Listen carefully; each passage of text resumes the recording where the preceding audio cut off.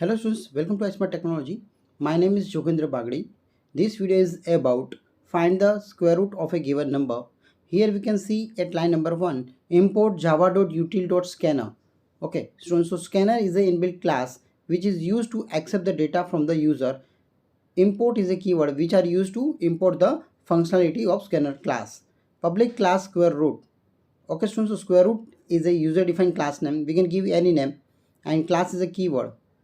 Now, line number 4, public static void main string args. Main is a function which is executing a program. Then line number 6, scanner equal to new scanner system.in. Okay, so students, scanner is a object of scanner class. If you want to create any object of the particular class, you have to use the new keyword. Now system.out.println, enter number. Then double square equal to scanner.next double.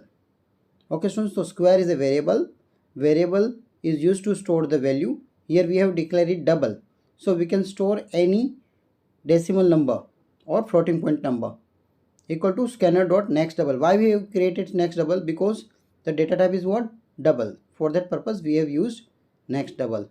Now double square root equal to math dot sqrt square. So square root is a variable, data type is double, equal to math.sqrt. Math sqrt is a square root which is a function of maths, so we have use math.sqrt. Now at line number 13, system.out.print f square root of number percentage f is percentage f. So first square variable value will be stored in first percentage f, square root value will be stored in second percentage f. We can see the output.